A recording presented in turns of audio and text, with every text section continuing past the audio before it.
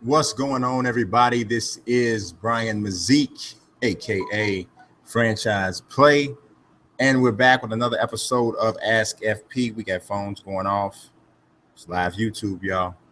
And I apologize for the delay. I have actually, you really probably can't tell, but I redid a little bit of my little studio area. One day, once I get this all together, I'll do like those real big high class YouTubers and give y'all a tour. But we ain't there yet. We ain't there yet.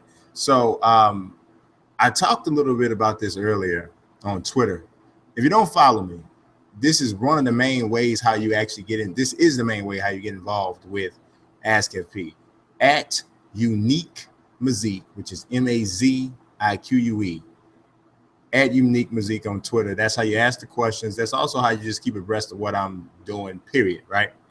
But on Twitter a little bit earlier today, I was talking, man, I'm dog tired, boss. I'm still tired. I had to write a little bit today, still got to write a little bit this evening. But man, I went out there today and I usually run a mile, right? The treadmill. And I did that.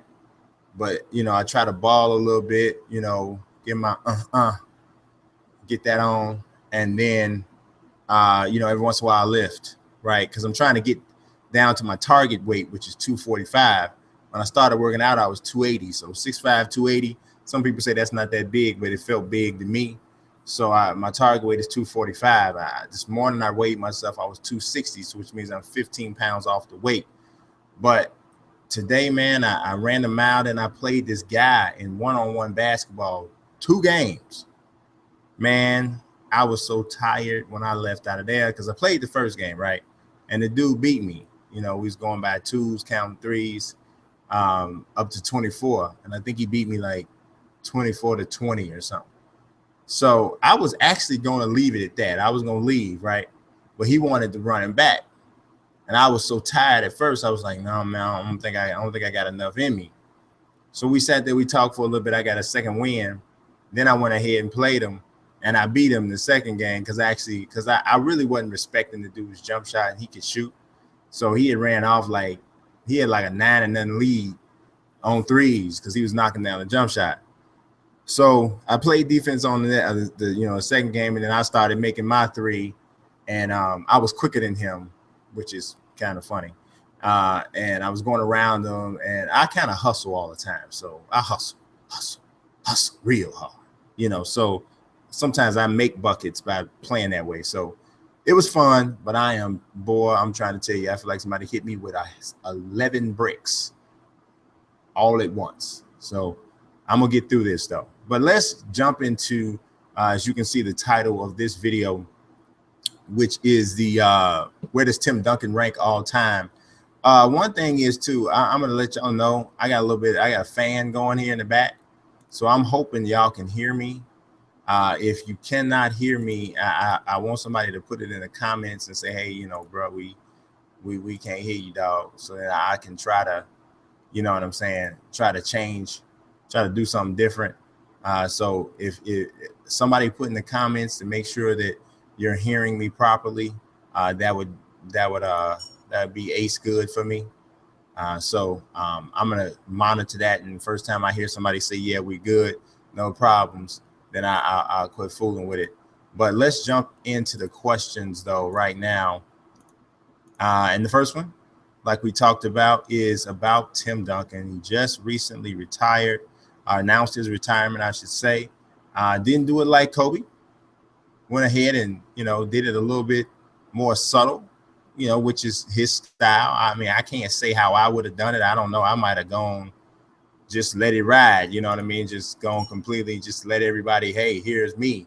And I am, I want a tour, so I can't say how I would have done it. But Simon Torvey Sunderland says, where do you rank Tim Duncan on your all-time list? And I'd have to say he'd be 5th for me all time. And this is regardless of position, because if we're just talking about position, then to me, he's clear, far and away, the best power forward in the history of the game. So I don't even really think that's all that close, just to be totally honest.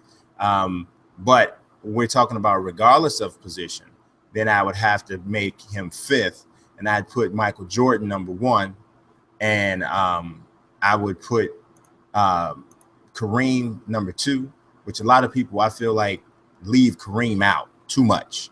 You know, Kareem might be one of the most taken for granted, underrated, great players that you'll ever see. I mean, he really does not get the credit he deserves. And I'd put LeBron third, and fourth would be Magic, and then fifth would be Tim Duncan. I know a lot of people feel like they think like I hate Kobe Bryant, and I don't. I tell people all the time, Kobe is one of the greatest players to ever play the game. But that don't mean I gotta say he's next to Mike, because I don't think he's next to Mike. You know, I don't think he was better than LeBron. I don't. You know, I shocked people because I told them I'd take prime Dwyane Wade over Kobe. So people feel like that makes me a Kobe hater, but it's not. It's just my opinion. You know, I just don't look at Kobe the way a lot of people do. Great player, clearly. First ballot Hall of Famer, absolutely.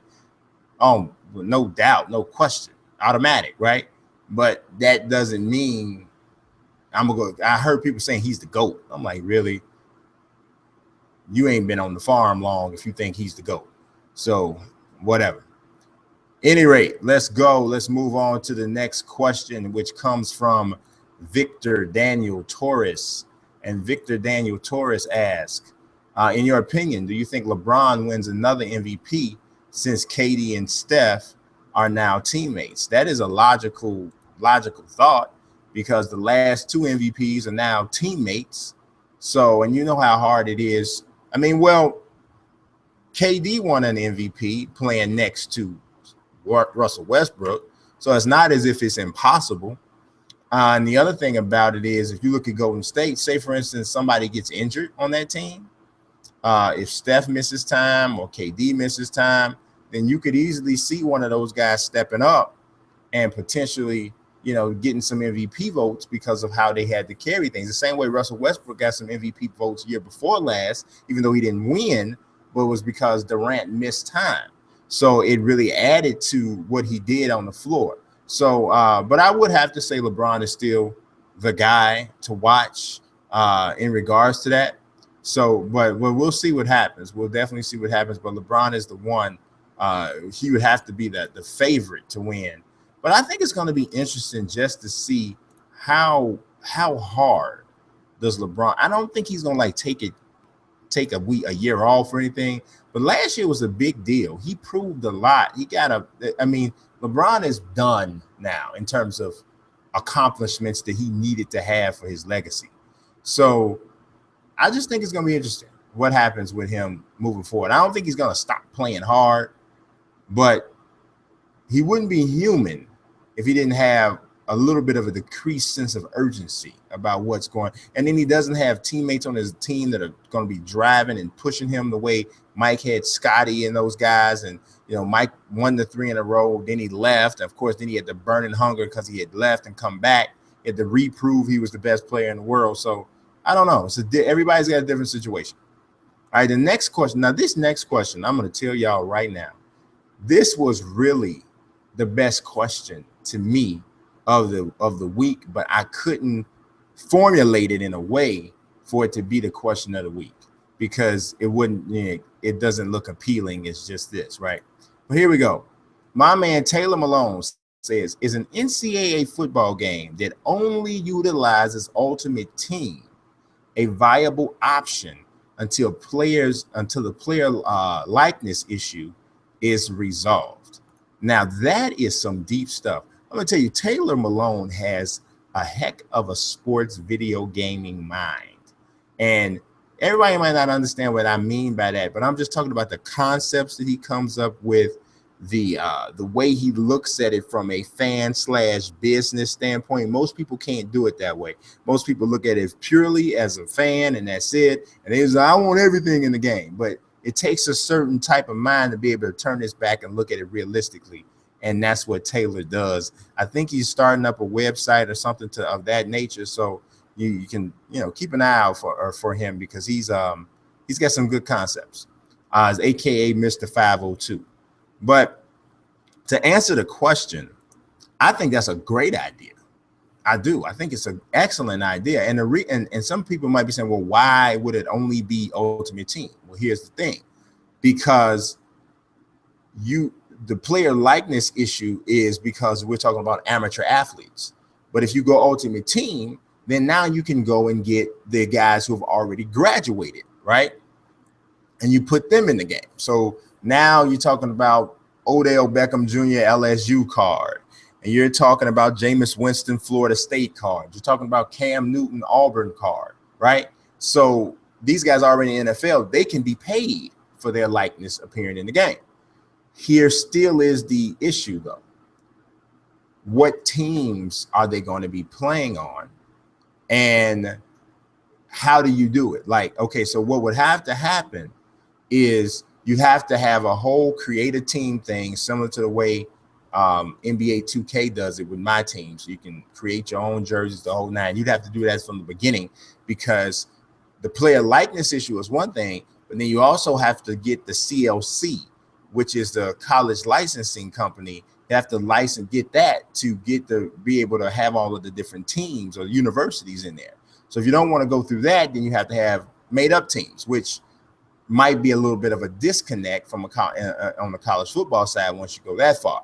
So, and then when you have the actual cards themselves, you'd have to like block out, or just like, if instead of showing Cam Newton in his Auburn attire, you have to have like somebody have to color over the AU on the helmet and that sort of thing. So you couldn't, you wouldn't be able to see stuff. I mean, I've seen it done before, but so that's still a little bit of a hairy situation there. You got to change around some stuff, but I think something innovative like that might have to open the door for college football until, like you said, all of this stuff gets cleared up. But I like I said, I think it was a great idea of what Taylor was saying. All right, so let's move on to the next question, and this one comes from Weston Flores. And Weston Flores asks, is Brock Lesnar, pound for pound, the greatest athlete that has ever existed? I think you might be caught up in the moment a little bit there, Weston.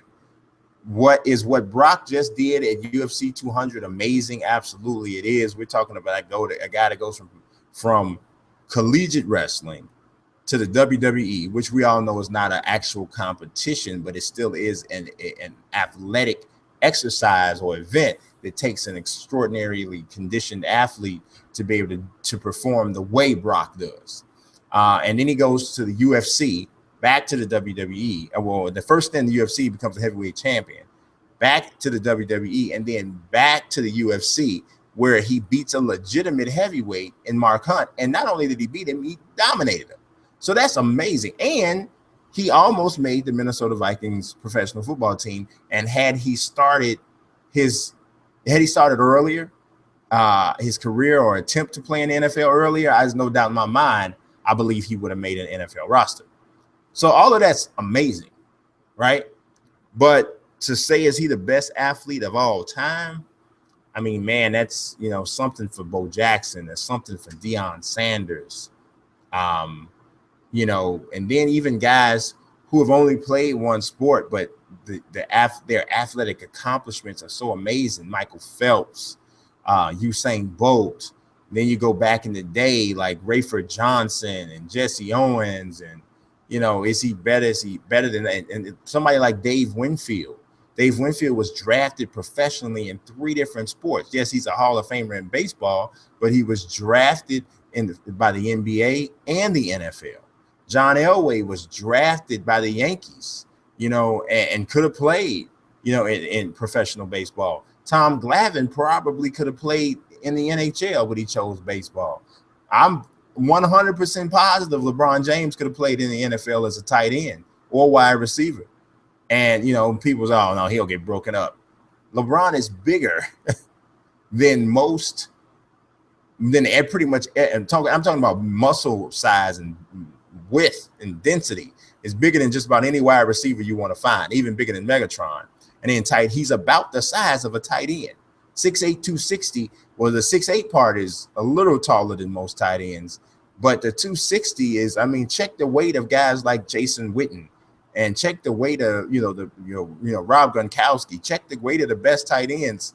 LeBron's about right in there with him, if not bigger. So, and he's a freak, a nature athlete. So I don't know if we can go that far with Brock, but is he a renaissance man and a heck of an athlete? You better believe it. He absolutely is.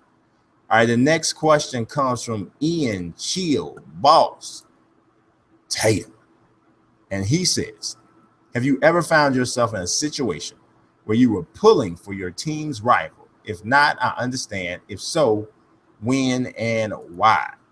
Pulling for my team's rival, I mean, yeah, I mean, I could. When I first read this, I thought of it a little bit different. But now, I mean, I think anybody is, if you look at a situation like this, like say, for instance, the Bears are trying to get home field advantage. The Bears are trying to get a wild card or something to that effect. And the Packers are playing a team that the Bears are in competition with for the wild card. And nothing that the Packers do has any effect on the Bears situation in terms of if they win or lose. So the Packers, it doesn't matter what they do. But we need, say, the Packers to beat the Falcons so that the Falcons don't get the wild card and the Bears get it. So, yeah, in a situation like that, I'm rooting for the Packers. But what I originally thought you meant was kind of like, would you have, a situation where you're actually rooting for your rival against your team? And I think I might be in a similar situation to that this upcoming NBA season, because I've already decided that when the Knicks play the Bulls, I'm rooting for the Knicks. I've already made up my mind. And for the most part, I'm going to be rooting for the Knicks all season. And it's about Rose, primarily, almost 100% about Rose. But then there's also a part of it that's about Noah, because Noah's one of my favorite Bulls of all time. And you guys already know, if you don't know, I've said it several times, I'm this type of fan. Players come before teams for me. People come before teams.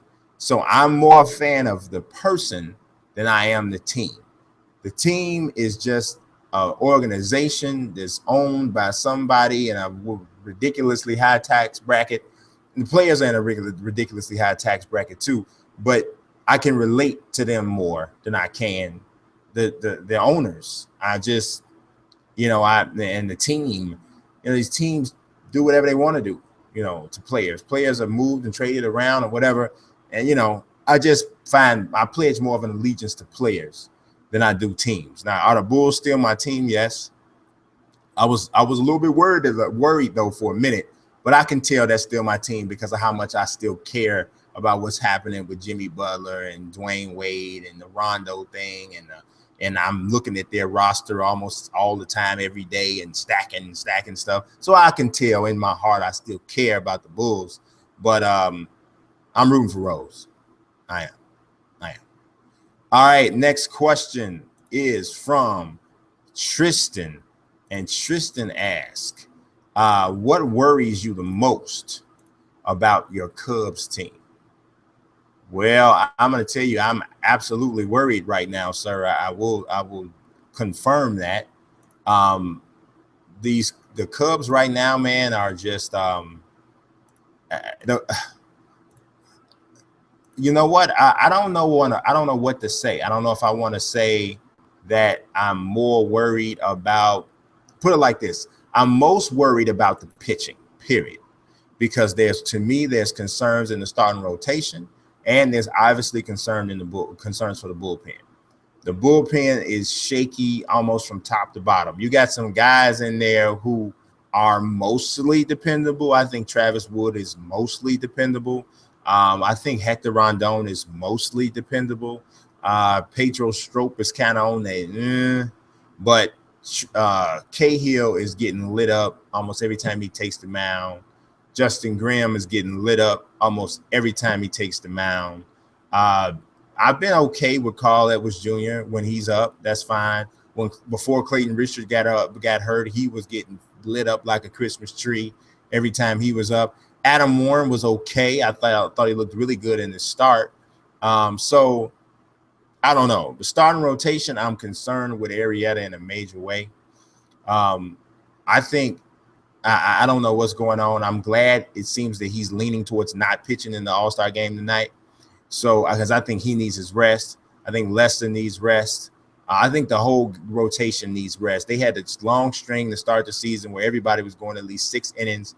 And I think, and then the Cubs have not had a lot of off days. I think they're just tired. And I'm hoping that's what the case is. And it actually hurts a little bit that so many of them made the All-Star game because there's not going to really be that much of a rest. So we'll see what happens. But pitching is what I'm most concerned about. I would love to see them make a deal for a starting pitcher, like a top-level starting pitcher.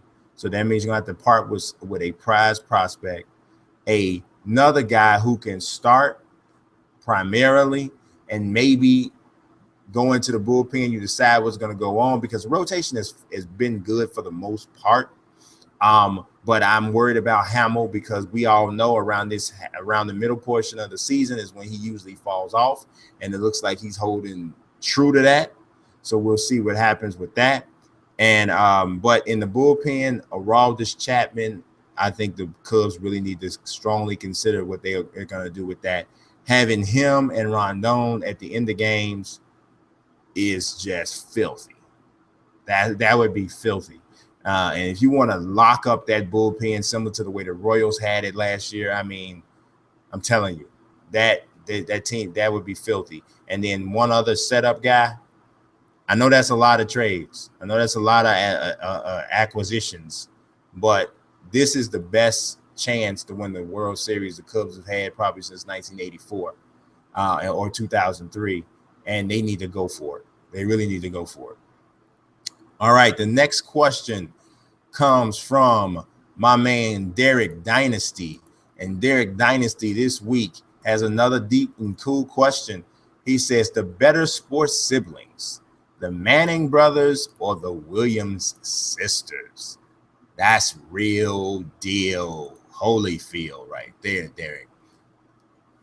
You know, I would have to say, the Williams sisters. And okay, here's the thing. Peyton Manning has 2 Super Bowl rings. The last one, most people believe his defense carried him to. Okay. Before that, for the most part, Peyton Manning was kind of known as a guy who didn't play his best in the big game. Couldn't really beat Tom Brady, right? Eli Manning has 2 Super Bowl rings, right? Is it 3? Is it 2? It's 2, I believe. But he's so hit and miss all over the place, right? Eli is like this guy who, like, he's like Peyton Manning in reverse, right? He's like so in the regular season, but he's dynamic, or at least a winning quarterback in the postseason or in the Super Bowl. Manning's the other way around. For the most part, Venus and Serena is all money. It's all money. And I'm not saying they win every time, they win every tournament, but Serena Williams just won her 22nd Grand Slam title, tying her up with Steffi Graf for the most in the modern era. And what a lot of people forget about is that Venus hit her stride first. I think Venus won 5 Wimbledons. I mean, Venus was there was a time period where almost every single major was Serena versus Venus, and it was like for about a 2.5-year stretch. They dominated the game. Now, Serena's continuing to dominate it, but they dominated the game, man. And so I don't know. I'd have to say the Williams sisters. All right, so next question comes from Trash Boat 2K, and he says, if you were Kell Brook's trainer, what would your game plan be to beat Gennady Golovkin? Now here it is. See, my game plan, if I was Kell Brook's trainer, would be to get a brick and bring a brick in the ring with you, because no, in all seriousness, I don't know how good Gennady Golovkin is yet. He looks devastating, but he really hasn't fought anybody. Kell Brook is clearly the most skilled guy he's ever fought, but Kell Brook is coming up 2 weight classes to fight Golovkin. And I just think that is a recipe for disaster, even when you have a skill advantage. Because here's the thing. As good of a jab as Kell Brook has, and he's a hard puncher, can you stop Golovkin in his tracks with a shot? Because if you cannot slow him down, there's only a matter of time before he's going to walk through and punish you. Because what we do know about Golovkin is that he can punch with anybody. Kell Brook has never punched to face the power that he's going to see against Golovkin. In my opinion, this is Canelo versus Khan all over again. You got a guy who is skilled, stepping up way too high in weight class to take on a guy who is a hard puncher. And Golovkin, by all intents and purposes, is stronger and a harder puncher than Canelo. I just don't think that Brook has the power. The only thing you can tell him is to use his jab to try to take away punching angles, to not allow himself to get caught on the ropes, try to keep his back to the center of the ring. These are the things you have to tell him. But at some point, he's going to have to make Golovkin respect his power. And if he can't make him respect his power, it's going to be a short and painful night for the Englishman. All right, the next question is from also Trash Boat 2K. And Trash Boat 2K on this one asks, is the NBA media becoming too analytic driven and forgetting about the emotional side of the game? I would say no. Here's the thing, man. Human nature automatically tells us most of us to rebuff new information, even if it's probably true. People don't like, if you feel like you know everything there is to know about a subject, and you for your whole life, or for as long as you can remember, have been considered a genius or a know-it-all in this particular thing, right? If that's how you see yourself, right? And then somebody comes along and says, hey, here's all this new information and stuff you had no idea about. Here it is, right?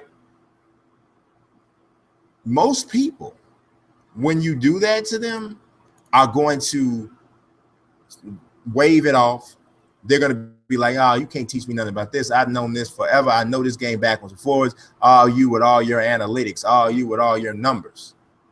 But that's not really the way it's supposed to be. If somebody comes and gives you data that's real, true, honest data that says when J.R. Smith takes a dribble to the right and pulls up with a jump shot moving to his right, he is a 30% shooter. These are not real numbers. I'm just throwing this out here.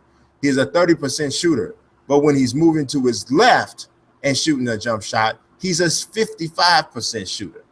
And they have a long line of data to support this.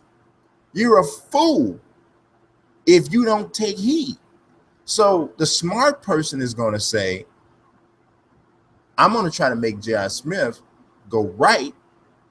And if I think he's going to pull up with that jump shot, because statistics show he's not as accurate of a shooter moving to his right and pulling up on the jump shot.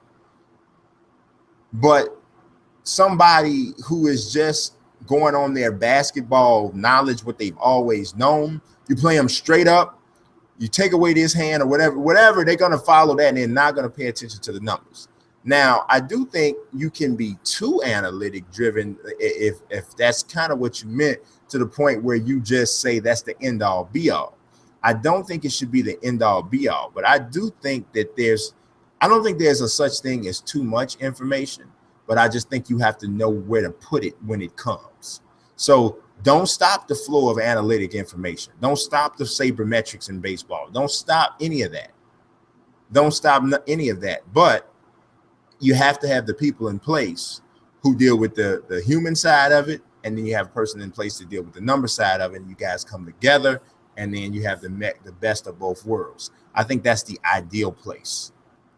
All right, the next question comes from Vince Delgado, and Vince Delgado says, what are the chances that we get to play Summer League or Olympic FIBA basketball in NBA 2K17 my career? Vince, I think that the chances are through the roof. I'm almost positive there's going to be an Olympic mode. I have not, no one has told me that specifically, but all indications say that there will be. This is an Olympic year. Back in 2012, NBA 2K had an Olympic mode for the game, for the London Games. If you look on the cover of the 2K17, you'll see Paul George is there in his Olympic uniform. So all indications say, yes, there will be some sort of an Olympic mode in the game. Next up, Trash Boat 2K has another question, and he says, how do you see a potential Pacquiao versus Broner fight playing out? And it's very interesting that you said that, because I'm actually going to be working on an article later this evening about that, about Pacquiao, period, because it seemingly has been confirmed that he will indeed be coming back. And so I'm going to do something talking about the different opponents that he could potentially have. I think Pacquiao versus Broner is extremely intriguing from the standpoint of in the ring as well as the hype. Can you imagine Adrian Broner doing his normal act that he does, hyping a fight with Pacquiao? By the time that fight comes about, Pacquiao is going to want to hit him with the corner stool. It is going to be crazy. You could not have two more polar opposite personalities. You think Floyd and Manny Pacquiao were on two ends of the on opposite ends of the spectrum. You wait until you see a hype. You wait until you see the hype train for Broner and Pacquiao. If Broner sticks to the same guy he's been hyping other fights, that in itself is going to be intriguing. And then even in the ring, Broner has some skills. He does stand a bit too flat-footed, and I think that Pacquiao's movement could be a really big issue. And Pacquiao is going to be one of the only guys that Broner fights that might very well be faster than him. And obviously Pacquiao can still zing those punches. So I think it would be interesting. But Broner is a strong guy. He has a good chin, and he has some good power himself. I mean, you saw him drop Sean Porter, who we know has a great chin, with a left hook, one shot late in the fight. So Broner can punch. I think it's an interesting fight. It's also going to be interesting to see how much has Broner grown as a fighter. So I'm intrigued, and I love to see it. I love to see that fight. Next up, we got another one from Trash Boat 2K, and he says, why are people acting like Tyson Fury doesn't have any skills? Well, the answer to that is real simple, man. It's because he doesn't look cool. In the ring, he looks like a big sloppy, floppy oaf, but that's not what he is. He is skilled. He has a good jab. He has really good footwork, and he has some good power. So, but he's a big, long-armed, no muscle definition type of guy, and he just doesn't look like an athlete, but he is. And that's the reason why people don't think he has skills, because he doesn't, Anthony Joshua gets in there and he's chiseled out of granite. His punches are straight, sharp, boom, boom. And you look at that guy and you say, that's an athlete. Deontay Wilder is a bit wild, and no pun intended, but athletically, if you look at him, he looks like an athlete. Tyson Fury just looks like a big, heavy guy, but he is an athlete. So I think it's all visual, basically. Let's see. The next one also comes from Trash Boat 2K. I mean, Trash Boat has some really good questions. He does sometimes ask a bit too many of them, and there's no way in the world I can get to all of them, but I try to get to as many as I can. But he has, I'd say he is, in the way he phrases his questions for this show, it makes it very hard not to use all of them, because they're usually all very, very good. But here he has, should the Thunder trade Westbrook or roll the dice hoping that he resigns with them?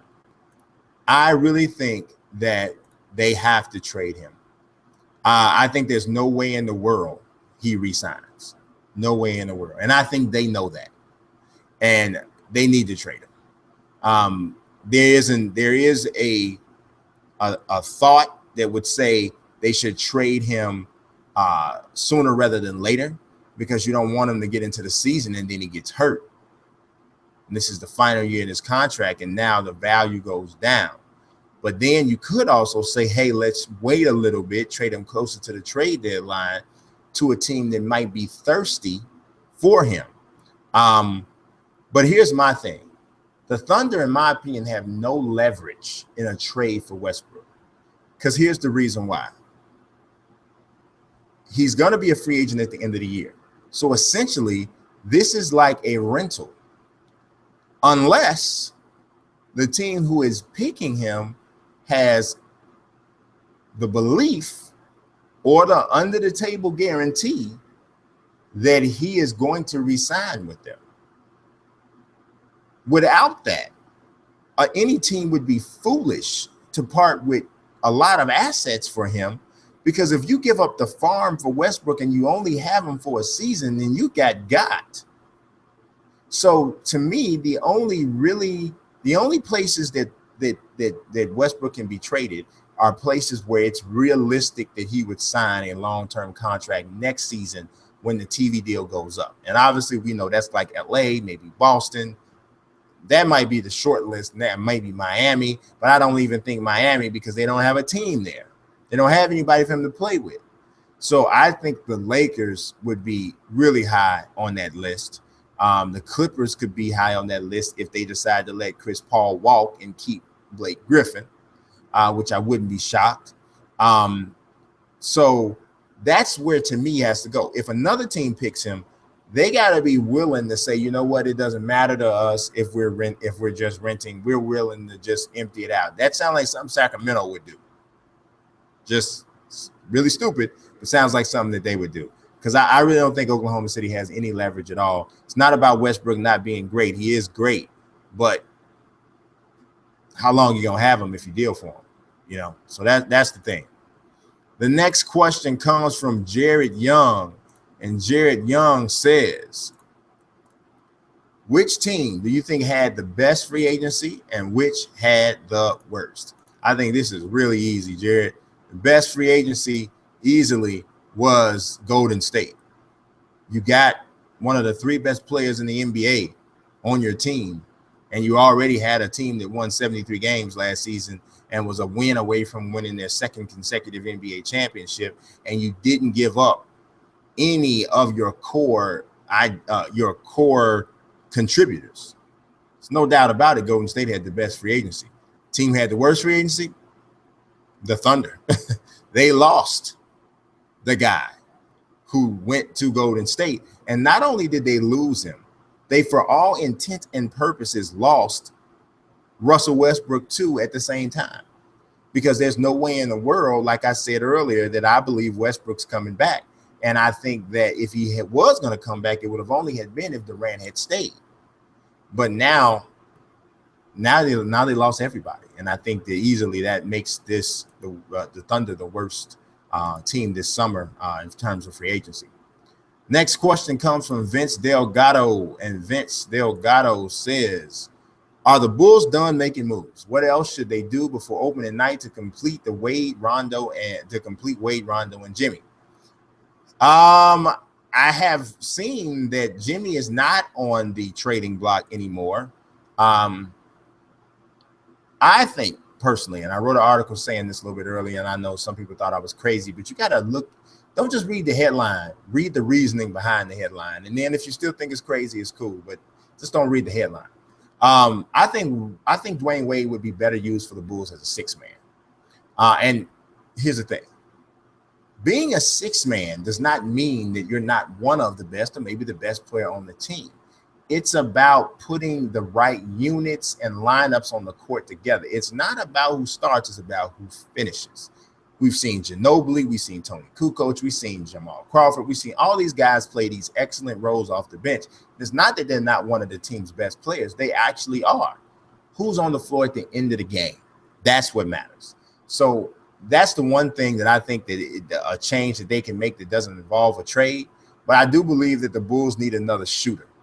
I think a trade that would send Taj Gibson to the Sacramento Kings for Ben McLemore and maybe a throw-in, or maybe you get Taj Gibson and Tony Snell. I got to check Tony Snell's contract situation. But Taj Gibson and maybe Tony Snell goes to Sacramento for Ben McLemore and Costa Koufos. The Bulls need another shooter. And I don't even think that, and if I were them, I wouldn't even keep Costa Koufos. I'd try to move him immediately for a draft pick or something to that effect. The Bulls need shooters. They really right now have two shooters on the roster, and that's McDermott and Nikola Mirotic.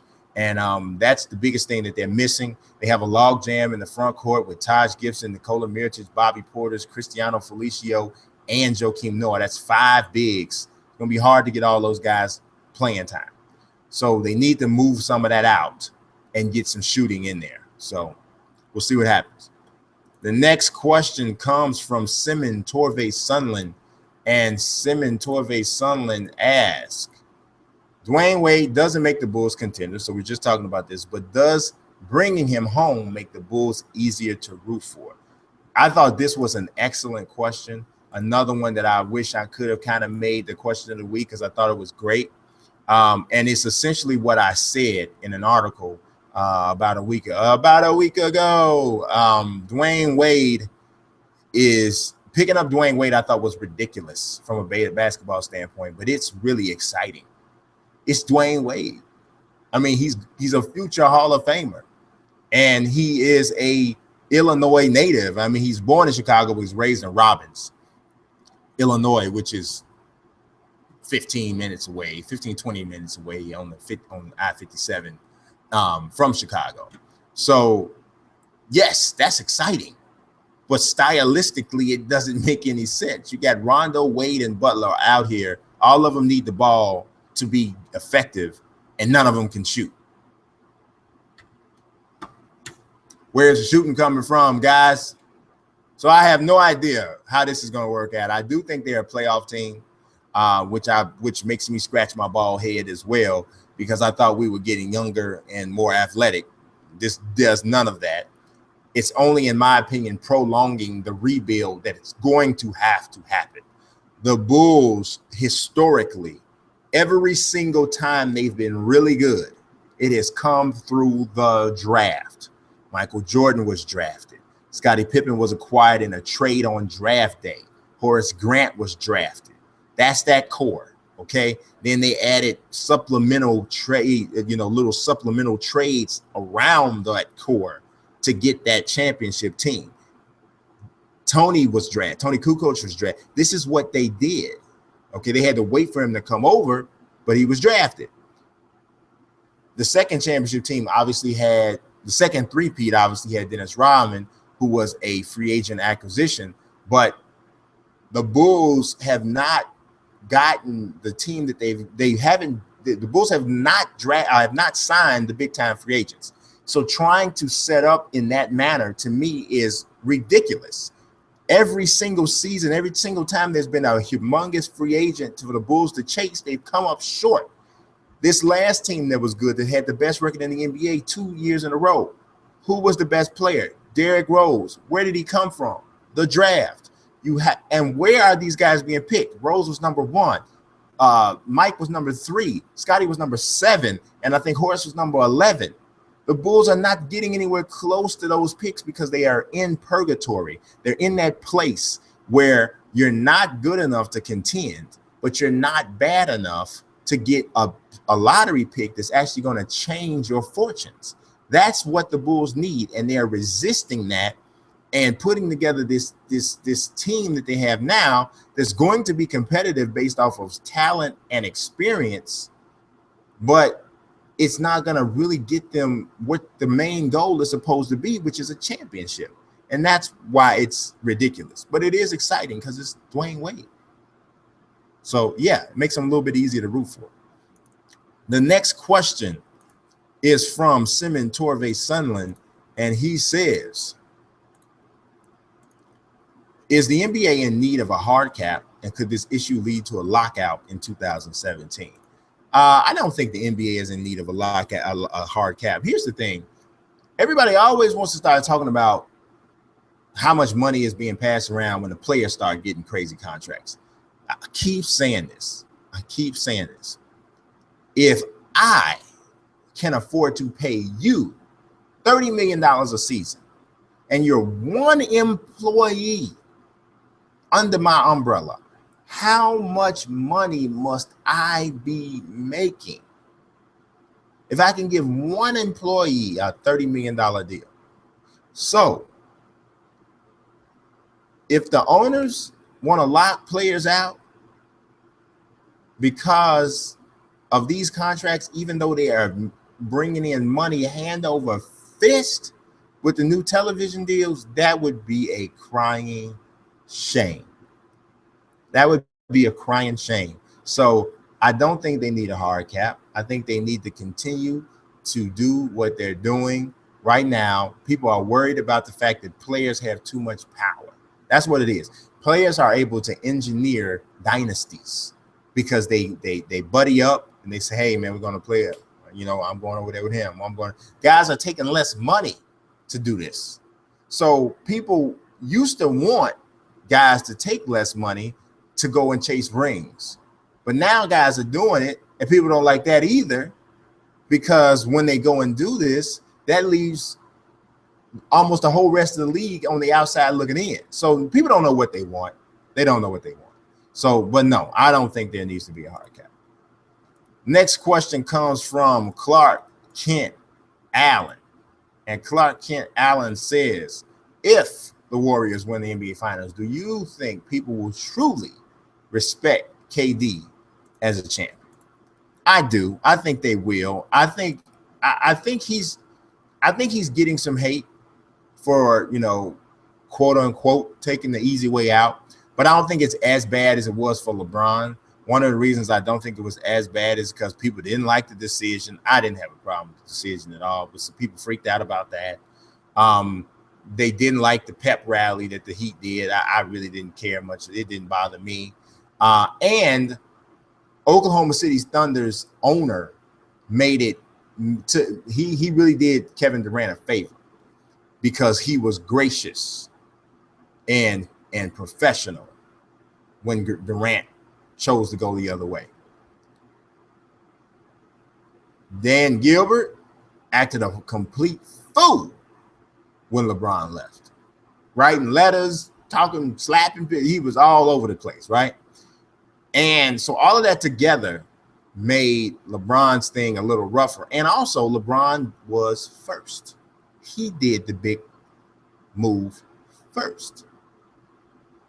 The second and third guys always get it less. They always get less of it. When Spencer Haywood was the first guy to go what you call hardship or come out of college early and play in the NBA early, he had to go through a whole bunch of problems because he was first. The guys coming after him now and all these guys that don't think nothing of it to be one and done, 95% of them probably don't even know who Spencer Haywood is. It gets easier the more people do it, but the guy who does it first always gets the biggest backlash. It's just the way it is. Let's see. Next question comes from Philly 0024, and he says, with Las Vegas getting an NHL team, do you think they will get another team or more in the future? If so, in which sports? I think it's a very big possibility that you could see Las Vegas football and basketball, to be honest. I know that the leagues will be nervous a little bit because of the whole gambling component, but let's just be honest, man. Gambling is a major part of all of those industries. So, man, I mean, they may as well just accept it. Adam Silver seems to be of that mind, that he's just like, hey, I'm not stop hiding from the fact that this is a big part of our business. Fantasy football generates out a ridiculous amount of revenue every single year. So, and at its core, that's gambling. So we'll see, man. I don't know. We'll see what happens. I don't know how much the NBA and NFL follow NHL's lead. It's too much like the level below. So in terms of the way Americans look, So I don't know. We'll see what happens, but I wouldn't. It wouldn't shock me at all. All right, the next question comes from Tristan, and Tristan asks, with KD gone, where do you place that Thunder core among great teams who never won a championship? I would say they're up there because what did they go to 4 conference championships? But that Sacramento Kings team with Vlade Divac, Peja Stojakovic, Chris Webber, Mike Bibby, that team's definitely there. Karl Malone, John Stockton, Utah Jazz, definitely there. The Phoenix Suns with Charles Barkley only went really once deep like that. They went to the finals once, so it's kind of hard to include them. The Knicks teams with the Patrick Ewing Knicks teams absolutely are up there. So I'd say they're all in that category. And like that little group of 5, you have to look at those guys because, yeah, I mean that was a tough go for sure.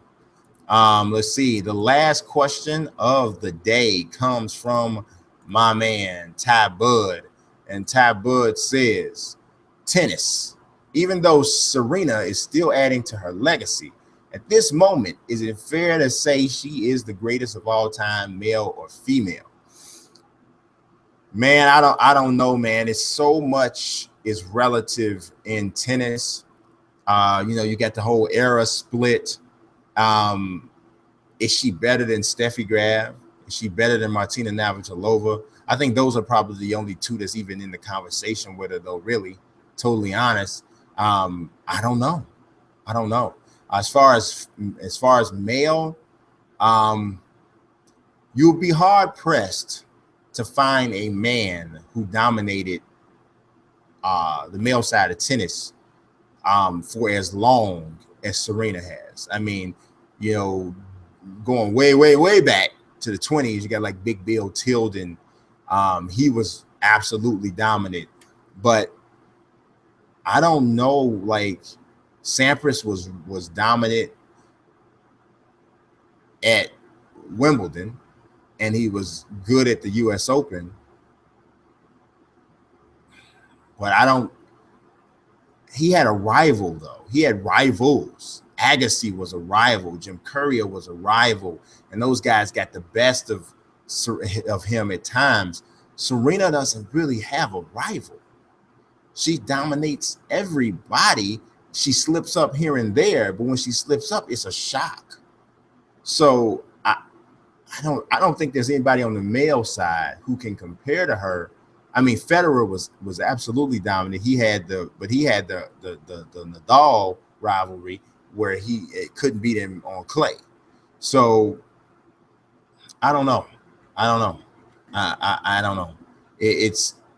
I don't think there's anybody on the male side necessarily that compares, but on the female side, I think that it's her, Graf, and Navratilova right there at the top. So that's all I got this week, guys. I appreciate your patience. I appreciate you rocking with me at a later start time. As always, God bless. Peace.